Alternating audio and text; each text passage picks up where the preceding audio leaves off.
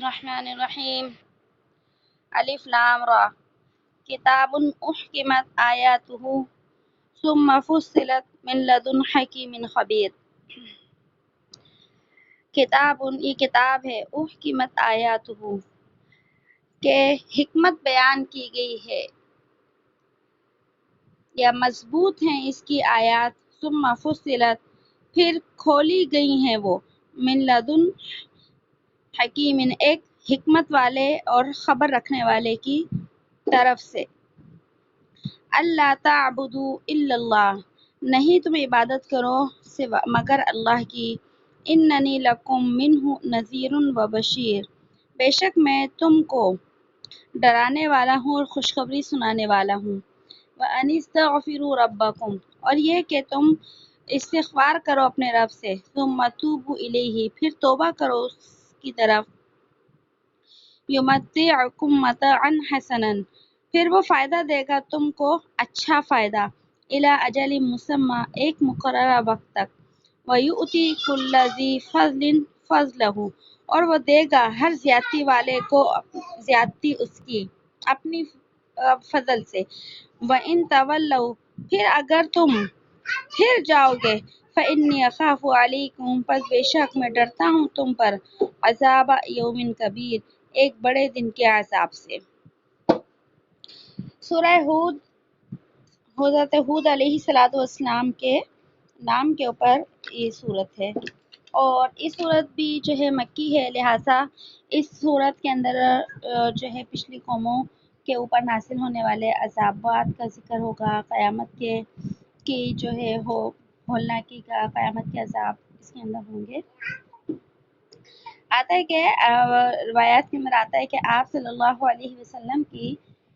داڑھی مبارک کے کچھ بال جو ہے وہ سفید ہو گئے، تو حضرت ابوبکر صدیق رضی اللہ تعالی عنہ نے کہ ایک افسوس کے طور پر، رنج کے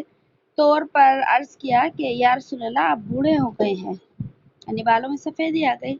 تو آپ صلی اللہ علیہ وسلم نے فرمایا کہ ہاں مجھے سورہ ہود نے بوڑھا کر دیا ہے۔ سورہ ہود کیونکہ اس کے اندر عذابوں کا ذکر ہے، اس وجہ سے اس کے خوف کی وجہ سے آتا ہے۔ مطلب کیا تھا کہ اس کے اندر جو واقعات اور خوف اور دہشت کے جو آیات بیان کی گئی ہیں انسان کو ڈرانے کے لیے، اس کی وجہ سے آپ صلی اللہ علیہ وسلم پر بڑھاپے کے جو ہے وہ آثار ظاہر ہو گئے تھے۔ بعض اوقات دیکھیں انسان کی عمر زیادہ نہیں ہوتی، لیکن کوئی رنج غم اس کو ایسا ہوتا ہے جو دل کو لگ جاتا ہے، تو اس رنج اور غم کا اظہار جو ہے اس کے چہرے پر ہونے لگتا ہے۔ اور بعض اوقات انسان کی عمر زیادہ ہوتی ہے لیکن دل کی خوشی اتنی ہوتی ہے کہ وہ کوئی ایسا غم نہیں ہوتا، تو وہ بڑھاپے کی اس حالت میں پہنچ کر بھی اتنا بوڑھا نہیں لگتا۔ تو یہ اس کی خوف اور دہشت کی وجہ سے آپ صلی اللہ علیہ وسلم پر بڑھاپے کے آثار جو ہے وہ شروع ہو گئے تھے۔ سورت کے اندر اللہ رب العزت نے پہلے حروف مقطعات کو بیان کیا ہے، اور ہم بار بار پڑھ چکے ہیں، یہ اللہ کے رازوں میں سے ایک راز ہے جس کا معنی انسانوں کو نہیں بتایا گیا۔ اس کے بعد فرمایا کہ یہ قرآن مجید کے متعلق اللہ نے فرمایا کہ یہ قرآن مجید ایسی کتاب ہے جس کے اندر احکام کو بیان کیا گیا ہے، کہ بار بار قرآن کریم میں اللہ کی طرف سے نازل ہونے والے احکام آتے ہیں، آیات آتی ہیں، اور پھر فرمایا یہ قرآن کریم کی ایک عظمت کو اور شان کو بیان کیا جا رہا ہے کہ قرآن کریم کوئی معمولی کتاب نہیں ہے جس کو کفار مکہ نہیں مانتے، یہ بڑی عظمت والی کتاب ہے کہ اس کے اندر اللہ کی طرف سے آنے والے احکامات ہیں۔ اور پھر فرمایا ثم فصلت پھر ان آیات کے اندر، یعنی کہ قرآن کریم کی آیات میں تفصیل بیان کی گئی ہے، تفصیل کہ کہیں عقائد کو بیان کیا گیا ہے کہ شرک نہ کرو، نبوت کو مانو، ختم نبوت کو مانو، یہ اس طرح کے عقائد ہیں، جنت کو مانو، اور اسی طریقے سے قیامت کو مانو، یہ عقائد ہیں۔ عبادات کو ذکر کیا گیا ہے کہ نماز بھی آئی، اور روزہ بھی آیا، حج بھی آیا، زکوٰۃ بھی آئی، صدقہ خیرات بھی آیا۔ اسی طریقے سے معاملات ہیں آپس میں، معاشرت ہے، رہنا سہنا کس طریقے سے، جیسے ہم نے سورہ نور کے اندر پڑھا تھا گھر میں کس طرح رہنا ہے، ماں باپ کے حقوق آتے ہیں، ماں باپ کے ساتھ، رشتہ داروں کے ساتھ کس طرح رہنا ہے، یہ معاشرت اور اخلاق کے انسان کے اخلاق کیا ہوں، اچھے ہوں۔ تو مطلب کیا ہے کہ فصلت سے کہ اس قرآن کریم کے اندر جو ہے عقائد، عبادات، معاشرت، اخلاق کی باتیں الگ الگ کر کے جو ہے وہ بیان کی گئی ہے تاکہ سمجھنے والے لوگوں کو آسانی سے بات سمجھ میں آ سکے۔ اور یہ کہ قرآن مجید کو اللہ پاک نے ایک ہی وقت میں پورا نازل نہیں فرمایا بلکہ ٹکڑے ٹکڑے کر کے نازل فرمایا۔ لوح محفوظ کے اندر تو پورا قرآن مجید ایک ساتھ ہی لکھا ہوا ہے، اور پھر اللہ پاک نے جو ہے 23 سال سے کچھ زیادہ عرصے، 23 سال 6 ماہ کا عرصہ اور کچھ دن آتے ہیں کہ تھوڑا تھوڑا کر کے جو ہے وہ قرآن کو جو ہے وہ نازل کیا تاکہ تھوڑا تھوڑا سا عمل انسان کے لیے جو ہے وہ کرنا آسان ہو جائے۔ اور پھر فرمایا کہ قرآن کریم من لدن حکیم خبیر، کہ کس کی طرف سے ہے، کیسی ہستی کی طرف سے، کیسی ذات کی طرف سے، جو حکیم بھی ہے، حکمت والا ہے، کہ جس نے قرآن کریم کے اندر جتنے احکام دیے اور جو بھی انسان کی ذمہ داریاں بنائی ہیں اس کے اندر جو ہے انسان کا فائدہ ہی فائدہ ہے۔ اللہ کے ہر کام کے اندر حکمت ہوتی ہے، لیکن وہ ضروری نہیں ہے کہ انسان کو جو ہے سمجھ میں آ جائے۔ اور فرمایا خبیر، کہ یہ قرآن کریم ایسی ہستی کی طرف سے آئے جو کہ کائنات کی جو ہے کائنات کے ایک ایک ذرے کے بارے میں جانتا ہے، ایک ایک ذرے کے بارے میں جو ہے اس کو علم ہے ازل سے لے کر ابد تک۔ دنیا کے انسان کتنے بھی جو ہے عقل مند ہو جائیں، علم والے ہو جائیں، سمجھدار ہو جائیں، ان کا تجربہ بہت زیادہ ہو جائے، لیکن اللہ کے علم کے مقابلے میں وہ کچھ بھی نہیں ہو سکتے۔ اس لیے فرمایا کہ اللہ خبیر ہے، کائنات کے ایک ایک ذرے کی ہر وقت ہر جگہ پر کیا رکھتا ہے، خبر رکھتا ہے۔ تو فرمایا کہ جب اللہ اتنی بڑی ذات ہے، اتنی بڑی طاقت کا مالک ہے، قرآن اس نے نازل کیا تو یہ اس کا حق ہے اللہ تعبدوا الا اللہ، کہ تم سارے جھوٹے معبودوں کو چھوڑ کر صرف ایک اللہ کی بندگی کرو۔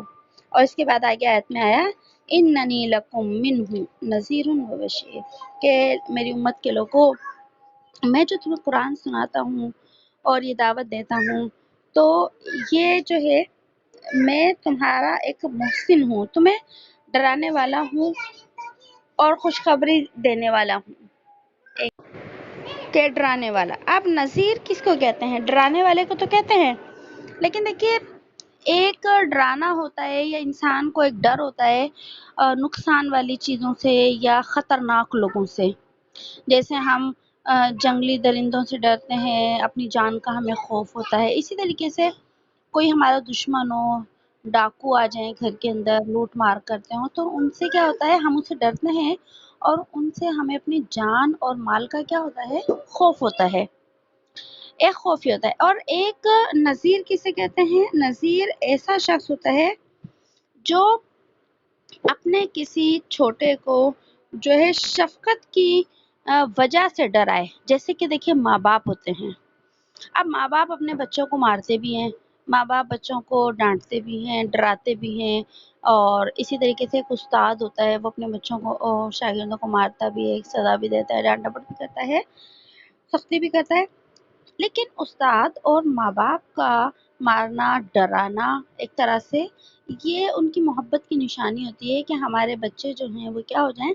غلط کام سے رک جائیں۔ وہاں پر جو ان کی ڈرانے کا مقصد یہ نہیں ہوتا خوف زدہ کرنا، جیسے جنگلی جانوروں سے یا دشمنوں سے انسان ڈرتا ہے، بلکہ ڈرانا محبت کی نشانی ہوتا ہے۔ تو نبی صلی اللہ علیہ وسلم کے لیے یہی لفظ آیا نذیر، کہ آپ اپنی امت کو ڈراتے تھے، یعنی قیامت سے ڈرایا، عذاب سے ڈرایا، اللہ کی نافرمانی سے روکا، تو آپ کے ڈرانے میں کیا تھا، آپ کی محبت کا اظہار تھا۔ اور پھر آگے قرآن کریم کی آیت میں فرمایا وَأَنِسْتَغْفِرُوا رَبَّكُمْ، کہ تم استغفار کرو اپنے رب سے اور پھر کیا کرو، توبہ کرو۔ جب تم توبہ کرو گے تو پھر کیا ہے کہ مغفرت مانگو، بخشش مانگو اللہ سے، توبہ کرو، تو پھر اس سے کیا ہوگا کہ توبہ جو ہے وہ مغفرت جو ہے انسان کے جو گناہ ہوتے ہیں ان کو کیا کر دیتی ہے، معاف کروا دیتی ہے۔ انسان کی گناہ کرتا ہے، توبہ کرتا ہے تو اللہ پاک ان گناہوں کو کیا کر دیتے ہیں، معاف کر دیتے ہیں۔ لیکن اللہ پاک اس توبہ کے اوپر گناہ کو معاف کرتے ہیں جب انسان اس گناہ کے آگے آئندہ نہ کرنے کا ارادہ بھی کرے کہ میں بالکل پکی سچی توبہ کر رہا ہوں کہ آئندہ نہیں کروں گا اس کام کو، لیکن آئندہ پھر وہ کام ہو جاتا ہے تو اس کو چاہیے پھر توبہ کر لے۔ توبہ کرتے وقت اس کی یہ نیت ہونی چاہیے کہ میں یہ کام آئندہ نہیں کروں گا، لیکن شیطان کے بہکاوے میں آ کے پھر کر لیتا ہے، تو اللہ نے توبہ کا دروازہ اس کے لیے بند نہیں کیا بلکہ کھول کے رکھا ہے۔ بالفرض اگر کوئی شخص ایسا ہو جو اللہ کے آگے ہاتھ بھی پھیلا رہا ہے، توبہ بھی کر رہا ہے، استغفار بھی کر رہا ہے کہ اللہ معاف کر دے، اور دل میں اس وقت یہ نیت بھی ہے کہ میں نے اس گناہ سے باز تو آنا نہیں ہے بالکل، بس لوگوں کو دکھانے کے لیے کہ میں توبہ کر رہا ہوں، لیکن میں اس کام کو کروں گا، تو یہ کیا ہے؟ یہ توبہ نہیں ہے، یہ تو ایک طرح سے اللہ کے ساتھ کیا ہے؟ مذاق ہے، کہ دل میں تو زبان سے توبہ کر رہا ہے، دل میں پورا پکا ارادہ ہے کہ میں یہ کام ضرور کروں گا، تو ایسے شخص کی توبہ کا اعتبار نہیں ہے۔ ہاں، ایک شخص وہ ہے جو کہ اپنی غلطی پہ شرمندہ ہے، توبہ بھی کر رہا ہے اور دل میں یہی ہے کہ بس اللہ پاک اب یہ گناہ نہیں کریں گے، لیکن پھر بعد میں پھر شیطان کی وجہ سے یا نفس کی وجہ سے وہ گناہ ہو جاتا ہے، تو اس کے لیے کیا ہے؟ توبہ کا دروازہ اب بھی کھلا ہے، اس کو چاہیے کہ وہ کیا کر لے؟ توبہ کر لے۔ تو اللہ پاک نے فرمایا اس آیت میں کہ جب انسان توبہ کرتا ہے تو فرمایا یمتعکم متاعا حسنا، کہ وہ نفع دے گا تم کو اچھا نفع ایک مقررہ وقت تک، کہ جب لوگ جو ہے توبہ کرتے ہیں، توبہ استغفار کرنے کا فائدہ بتایا گیا کہ اللہ پاک ان کو جو ہے اچھی زندگی عطا کرتے ہیں، کہ اگر استغفار کرے اور انسان پوری نیت کرے کہ میں گناہوں کے اندر نہیں پڑوں گا اور پورا پختہ ارادہ کرتا ہے کہ میں گناہوں سے بچوں گا، تو اللہ پاک ان کو پاکیزہ زندگی جو ہے وہ عطا فرماتے ہیں۔ پاکیزہ زندگی سے مراد ہے گناہوں سے پاک زندگی اللہ پاک عطا فرما دیتے ہیں، کہ اللہ پاک ان کے حالات ایسے پیدا کر دیتے ہیں کہ برے لوگوں سے انہیں بچا دیتے ہیں، غیبتوں سے بچا دیتے ہیں، ان کی مصروفیات اللہ پاک ایسی کر دیتے ہیں کہ انہیں وقت ہی نہیں ملتا نہ کسی لڑائی جھگڑے کا، نہ جو ہے ایک عورت کے لیے تو دیکھیے غیبت ایک بہت بڑا مرض ہے، تو پھر اللہ پاک جو ہے ان کے اعمال کی توبہ اور استغفار کی برکت سے ان کی زندگی کے حالات ایسے کر دیتے ہیں کہ گناہ کے راستے جو ہے نا ان کے لیے بند ہونا شروع ہو جاتے ہیں، کہ گناہ میں پڑنے کے موقع ہی نہیں ملتے ان کو، اللہ پاک ان کو خود بچا لیتے ہیں۔ اور اسی طریقے سے قرآن کریم کے اندر دوسری جگہوں پر بھی آیا ہے، سورہ نوح کے اندر بھی ہم نے پڑھا تھا کہ جب انسان اللہ سے توبہ استغفار کرتا ہے تو توبہ استغفار کا فائدہ جو ہے عام انسانوں کو بھی ہوتا ہے۔ دیکھیے جب انسان کچھ لوگ گناہ کرتے ہیں نا، تو گناہ کی جب سزا آتی ہے تو پھر دوسرے لوگ بھی اس کی لپیٹ میں آ جاتے ہیں، جیسے ابھی دیکھیے سیلاب آیا، سارے ہی لوگ تو ایسے نہیں تھے کہ جی سب ہی بہت گناہ گار ہوں، لیکن بعض لوگ بہت گناہ گار ہوتے ہیں، توبہ نہیں کرتے، تو جب اللہ کے عذاب اللہ آتا ہے نا، عذاب اللہ کا، تو پھر اس میں دوسرے بھی متاثر ہوتے ہیں۔ اسی طریقے سے جب انسان اجتماعی طور کے اوپر توبہ کرتے ہیں، اللہ سے معافیاں مانگتے ہیں، تو پھر اس کا اثر بھی عمومی ہوتا ہے، اور قرآن کریم میں فرمایا یرسل السماء علیکم مدرارا، سورہ نوح ہم نے پڑھ لی ہے، اس کے اندر تھا کہ تم جو ہے وہ اگر توبہ استغفار کرو گے تو اللہ آسمان سے تم پر بارشیں برسائے گا، اور وَيُمْدِدْكُمْ بِأَمْوَالٍ وَبَنِينَ، اور زیادہ کر دے گا تمہارا مال، تمہاری اولاد، یعنی اولاد اچھی ہوگی، نیک ہوگی، اور ماں باپ کے لیے جو ہے وہ آنکھوں کی ٹھنڈک ہوگی، اور آگے ہے وَيَجْعَلْ لَكُمْ جَنَّاتٍ، اور اللہ ان کے لیے آخرت کے اندر باغات یعنی جنت عطا فرمائیں گے اور جنت کی نعمتیں عطا فرمائیں گے۔ مطلب یہ ہے کہ جب انسان توبہ استغفار کرتا ہے تو اس کا فائدہ اسے دنیا میں بھی ہوتا ہے اور اس توبہ کا فائدہ اسے آخرت میں بھی ہوتا ہے، اور توبہ جب انسان کرتا ہے اللہ سے تو اس کے بدلے میں اللہ رزق کی وسعت اور کشادگی عطا فرما دیتے ہیں، اور اسی طرح عیش کی زندگی عطا فرما دیتے ہیں۔ عیش سے مراد دیکھیے یہ مطلب نہیں، ایک عیش کا لفظ ہماری عام اصطلاح میں ہوتا ہے کہ بہت اچھا گھر ہے، بہت اچھی گاڑی ہے، اور بہت ہم اسے عیش و عشرت کی زندگی کہتے ہیں، نہیں، عیش کا مطلب یہ ہے اس کی زندگی بہت خوشی کے ساتھ گزرتی ہے۔ بعض لوگ ایسے ہوتے ہیں بہت سا ان کے پاس دنیا کا ساز و سامان ہوتا ہے، بہت مالداری ہوتی ہے، لیکن سکون نہیں ہوتا ان کو۔ اور بعض لوگ ایسے ہوتے ہیں کھانا پینا کم ہوتا ہے، گھر چھوٹا ہوتا ہے، لیکن ان کی زندگی میں سکون اور خوشیاں بہت ہوتی ہیں۔ تو عیش سے مراد یہی ہے کہ اللہ پاک ان کی زندگی کو خوش و خرم کر دیتا ہے اور وہ اپنی زندگی بڑی خوشی کے ساتھ جو ہے کیا کرتے ہیں، گزارتے ہیں۔ اور اگر آفتیں آتی بھی ہیں تو اللہ استغفار کرنے والے لوگوں کو عمومی عذاب سے بھی کیا کر لیتے ہیں، بچا لیتے ہیں۔ استغفار وہ عمل ہے جس کو قرآن کریم میں بہت ساری آیات کے اندر بیان کیا ہے، اور استغفار وہ عمل ہے کہ جو بہت بڑے بڑے وظائف کے اوپر بھاری ہے۔ جب انسان استغفار کرتا ہے تو گویا اللہ سے کیا صلح کر لیتا ہے، وہ اللہ سے تعلق پیدا کر لیتا ہے۔ جب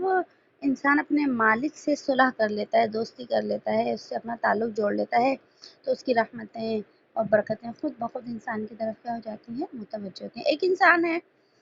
ہمارا اس سے تعلق ٹوٹا ہوا ہے، اس کے ہاتھ میں بہت کچھ ہمیں دے سکتا ہے، لیکن جب تک ہمارا اس سے تعلق اچھا نہیں ہوگا تو اس کے پاس جو چیزیں ہیں ہمیں وہ نہیں ملیں گی، کیونکہ وہ تو ہم سے ناراض ہے، وہ ہمیں کیوں دے گا؟ وہ ہم سے بات ہی نہیں کرنا چاہتا تو وہ ہمیں کیوں دے گا؟ لیکن اگر کسی انسان سے ہمارا تعلق اچھا ہوتا ہے تو پھر اس کے پاس جو چیزیں ہوتی ہیں وہ ملنے کا کیا ہوتا ہے، بہت امکان ہوتا ہے۔ تو یہی اللہ رب العزت کی مثال ہے کہ انسان جب استغفار کرتا ہے، اللہ کو راضی کرنے کی کوشش کرتا ہے استغفار سے، تو پھر اللہ کی نعمتیں، برکتیں راہ اور جو ہے وہ کیا ہوتی ہیں، اس کا فضل و کرم انسان کے اوپر برسنے لگتا ہے۔ اور پھر آگے اللہ نے فرمایا الی اجل مسمى، ایک مقررہ مدت تک، کہ مقررہ مدت سے مراد ہے کہ ہر انسان کی کیا ہے، ایک زندگی ہے، اور وہ زندگی جو ہے ختم ہو جائے گی۔ ہر انسان کی جتنی زندگی ہے اس کے بعد وہ زندگی ختم ہو جائے گی۔ تو استغفار کا یہاں فائدہ بتایا گیا ہے کہ جب تک کوئی انسان زندہ ہے اس وقت تک بھی اس کو کیا ہوگا، استغفار جو ہے استغفار کی برکتیں حاصل ہوں گی، یعنی موت تک اس کو استغفار کی برکتیں حاصل رہیں گی۔ اور جب موت آ جائے گی تو ظاہر ہے ساری ہی چیزیں ختم ہو جائیں گی، ساری نعمتیں ختم ہو جائیں گی۔ اور جب انسان کی موت آتی ہے تو دیکھیے وہ اس دنیا سے دوسری دنیا کی طرف منتقل ہو جاتا ہے۔ ہم تو کہتے ہیں نا ایک انسان مر گیا، لیکن وہ مرا نہیں ہوتا، بلکہ حقیقت میں ایک دنیا سے دوسری دنیا میں منتقل ہو جاتا ہے، کیونکہ قبر کی زندگی کو تو ہم سب مانتے ہیں اور جانتے ہیں کہ قبر کی زندگی ہے۔ تو استغفار کرنے والا اپنی دنیا کی ان نعمتوں سے جو ہے منتقل ہو جاتا ہے دوسری زندگی کی۔ اور توبہ استغفار کرنے والے کے لیے اللہ کا فیصلہ ہے کہ موت کے بعد جب وہ دوسرے عالم کے اندر جاتا ہے، یعنی عالم برزخ کے اندر جاتا ہے، جسے ہم قبر کی زندگی کہتے ہیں، تو استغفار کی جو برکتیں ہیں نا وہاں بھی جو ہے ان مرنے والوں کو کیا ہوتی ہیں، حاصل ہوتی ہے۔ تو دیکھیے یہاں یہ جو آیت ہے نا، وَأَنِ اسْتَغْفِرُوا رَبَّكُمْ، تم استغفار کرو اپنے رب سے، اور ثُمَّ تُوبُوا إِلَيْهِ، اور رجوع کرو اس کی طرف، توبہ کرو، يُمَتِّعْكُمْ مَتَاعًا حَسَنًا، وہ فائدہ پہنچائے گا تم کو اچھا فائدہ، إِلَى أَجَلٍ مُّسَمًّى، ایک مقررہ وقت تک۔ اس آیت کے اس حصے تک دنیا کی زندگی بیان ہوئی ہے کہ مقررہ وقت تک، موت تک تمہیں نعمتیں حاصل ہوں گی، اور آگے جو ہے فرمایا وَيُؤْتِي كُلَّ ذِي فَضْلٍ فَضْلَهُ، اور وہ دے گا ہر زیادتی والے کو اپنی زیادتی، یا دے گا ہر فضل والے کو اپنا فضل۔ اس سے مراد جو ہے آگے کی زندگی ہے کہ انسان جو ہے جب مرنے کے بعد دوسری زندگی کے اندر جاتا ہے تو اگر عالم برزخ کے اندر یعنی قبر کے اندر ہوتا ہے تو وہاں پر بھی اللہ کا فضل اور نعمتیں آتی ہیں، اور جب جنت میں چلا جائے گا انسان قیامت کے دن تو جنت کے اندر بھی اللہ کا فضل اس کے اوپر کیا ہے، رہے گا۔ اس لیے استغفار ایک بہت ہی اونچا عمل ہے جو ہمیں اپنی زندگی کے اندر لازمی کرنا چاہیے۔ احادیث طیبہ میں آتا ہے، نبی صلی اللہ علیہ وسلم کی سیرت میں کہ آپ صلی اللہ علیہ وسلم جو ہے روزانہ استغفار کیا کرتے تھے. 70 مرتبہ کے بارے میں آتا ہے کہ عذاب قبر سے پناہ مانگتے تھے اور 100 مرتبہ استغفار کیا کرتے تھے. حالانکہ آپ علیہ السلام جو استغفار کیا کرتے تھے تو وہ کیا تھا؟ ہم امت کو سکھانے کے لیے کہ استغفار کی کیا کرنی ہے، کثرت کرنی ہے، اور اعمال کرنے کے بعد بھی اللہ سے توبہ کرنی ہے، اور گناہ کر کے بھی اللہ سے جو ہے وہ توبہ کرنی ہے.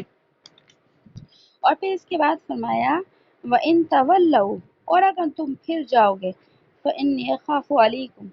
تو میں ڈرتا ہوں تم پر بڑے دن کے عذاب سے. مطلب کہ اگر تم نے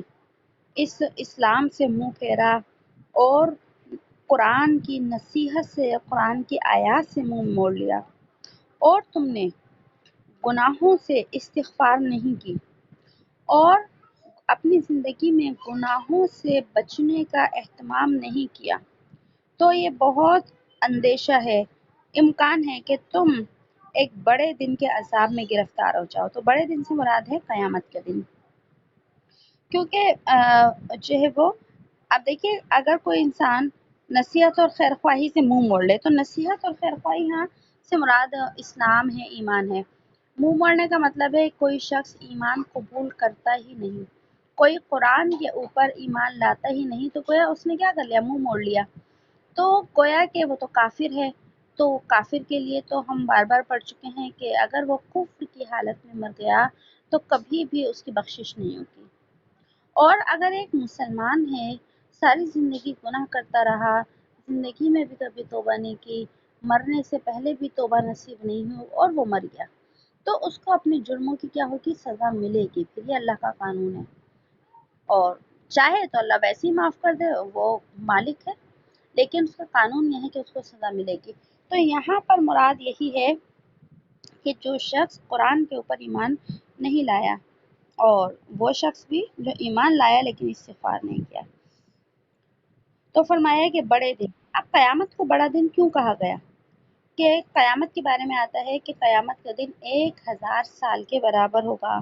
2 آیات ہیں قرآن کے اندر قیامت کے دن کے بارے میں. ایک جگہ آتا ہے 1000 سال، اور ایک جگہ آتا ہے 50,000 سال کا ایک دن ہوگا. تو دیکھیں کتنا بڑا دن ہوگا، ہم اندازہ بھی نہیں کر سکتے. اور دنیا کا 1000 سال نہیں بلکہ آخرت کے 1000 سال اور 50,000 سال بے انتہا بڑا کہ ہم اس کا تصور ہی نہیں کر سکتے. تو اللہ نے اس دن سے جو ہے انسان کو کیا کیا ہے؟ ڈرایا ہے کہ تم اس دن سے پہلے توبہ کر لو. اور پھر فرمایا اِنَ اللَّهِ مَرْجِعُكُمْ، اللہ کی طرف تم کو لوٹنا ہے، وَهُوَ عَلَى كُلِّ شَيْءٍ قَدِيرٌ، اور وہ ہر چیز کے اوپر کیا ہے؟ قادر ہے. کہ اللہ سے جو ہے اگر تم ٹکراؤ گے تو تم بچ نہیں سکتے اس سے. لوٹنا تو تمہیں اللہ کی طرف ہی ہے، مرنا تو تمہیں ہے، اور مر کے جانا بھی اللہ کی طرف ہے. اور پھر جب وہ تمہیں سزا دے گا، تمہارے کفر کی وجہ سے جہنم میں ڈالے گا، تو تم اس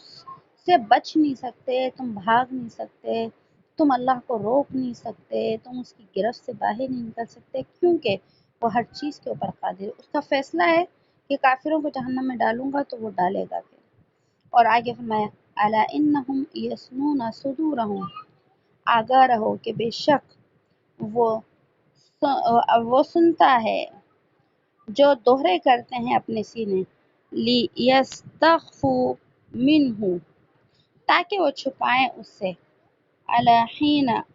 وہ سنتا ہے جس وقت وہ یستغشون ثیابہم، جس وقت وہ اوڑھتے ہیں اپنے کپڑے، یعلم ما یسرون وما یعلنون، جانتا ہے جو کچھ وہ چھپاتے ہیں اور جو کچھ وہ ظاہر کرتے ہیں. انہ علیم بذات الصدور، بے شک وہ جاننے والا ہے سینوں کے رازوں کو.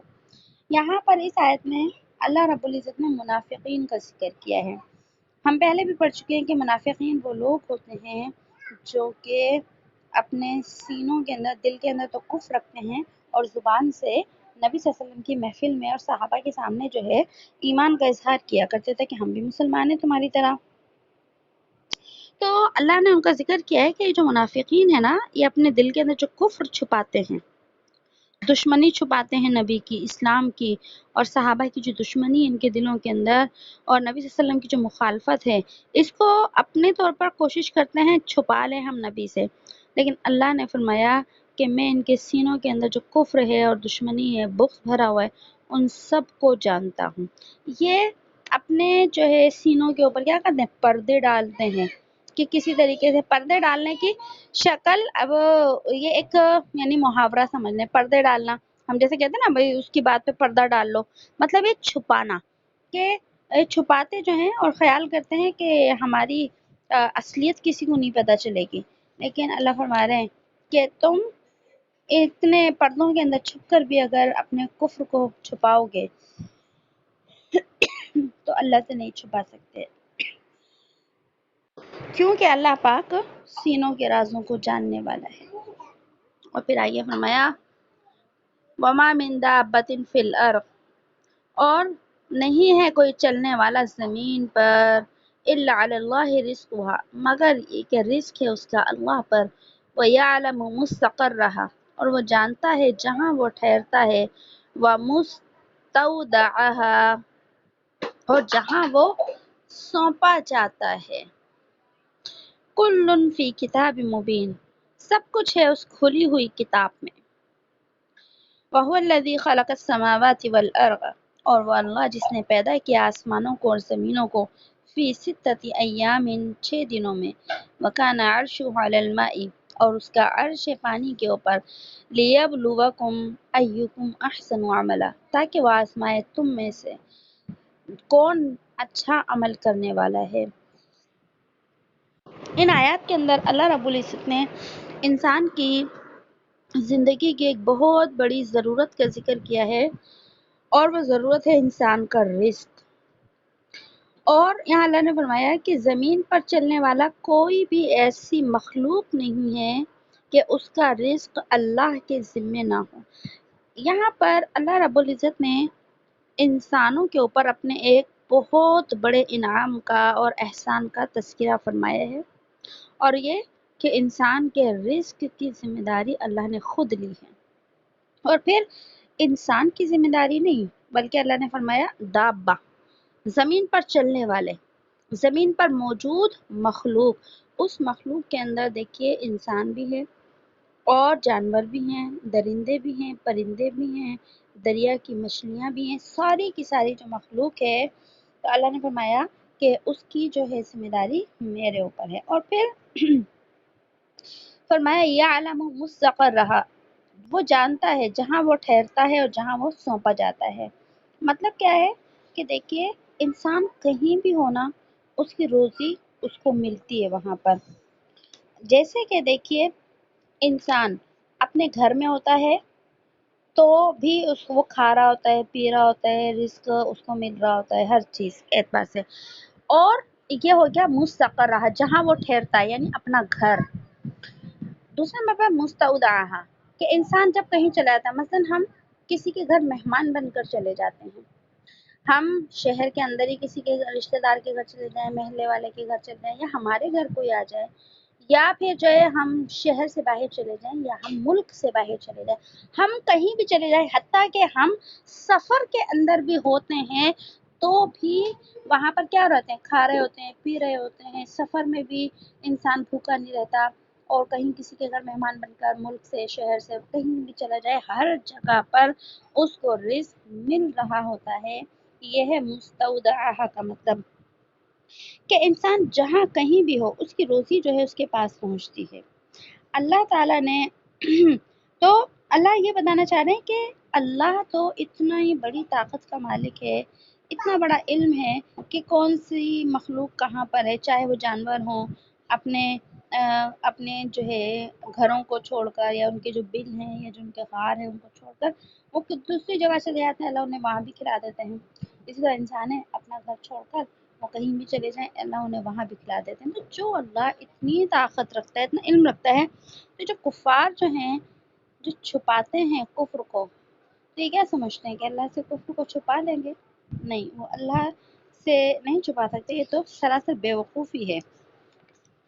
اب اس آیت کے اندر اللہ نے ساری مخلوق کو ذکر کر دیا ہے کہ ساری مخلوق کا ذمہ دار کھلانے کا اور پلانے کا کیا ہوں؟ میں ہوں۔ اب رزق کسے کہتے ہیں؟ دیکھیے رزق تو ہے ہم عام طور سے اپنے حساب سے کھانے پینے کی چیزوں کو کہتے ہیں، روٹی ہو گئی، اناج ہو گیا، جو بھی چیزیں ہم کھاتے ہیں پیتے ہیں۔ حقیقت میں رزق اس کو کہا جاتا ہے کہ کوئی بھی جاندار جو ہے وہ کیا ہے غذا حاصل وہ کھائے اس کو اور اس کی پرورش ہو، وہ زندہ رہے اس چیز کو کھا کر، تو چاہے وہ روٹی ہو، سالن ہو، چاول ہو، کوئی بھی چیز ہو جس کو کھا کر انسان زندہ رہ سکتا ہے، وہ چیز رزق کہلاتی ہے۔ اور رزق کے لیے اللہ نے فرمایا کہ میں رزق دیتا ہوں۔ اللہ نے رزق کا مالک انسان کو نہیں بنایا ہے۔ بے شک ہم کماتے ہیں اپنے پیسے سے جو ہے سامان لے کر آتے ہیں، لیکن حقیقت میں رزق کا مالک جو ہے وہ کیا ہے؟ اللہ ہے۔ جانوروں کو دیکھ لیجئے کہ سارے جانوروں کو رزق ملتا ہے لیکن وہ رزق کے مالک نہیں ہوتے، تو یہ اللہ ایک نعمت کو کیا کر رہے ہیں؟ بتا رہے ہیں کہ رزق جو ہے وہ اللہ ہی کی طرف سے ملتا ہے، اور جب اللہ کی طرف سے ملتا ہے تو یہ اللہ کی کیا ہے؟ بہت بڑی نعمت ہے۔ آتا ہے علامہ قرطبی رحمۃ اللہ علیہ نے ایک واقعہ لکھا ہے، حضرت ابو موسیٰ اشعری رضی اللہ تعالیٰ عنہ ایک صحابی رسول تھے، اور ان کے قبیلے کے کچھ لوگ اور بھی تھے۔ تو یہ لوگ جب مدینہ طیبہ ہجرت کر کے پہنچے تو ان کا جو راستے میں سامان تھا کھانے پینے کا جو مکہ سے لے کر نکلے تھے وہ ختم ہو گیا۔ جب مدینہ پہنچے نبی صلی اللہ علیہ وسلم کے پاس، نبی صلی اللہ علیہ وسلم تو مدینے میں تھے، تو کھانا پینا ختم ہو گیا، تو انہوں نے اپنا ایک قافلے کا ایک آدمی جو ہے نبی صلی اللہ علیہ وسلم کی خدمت میں بھیجا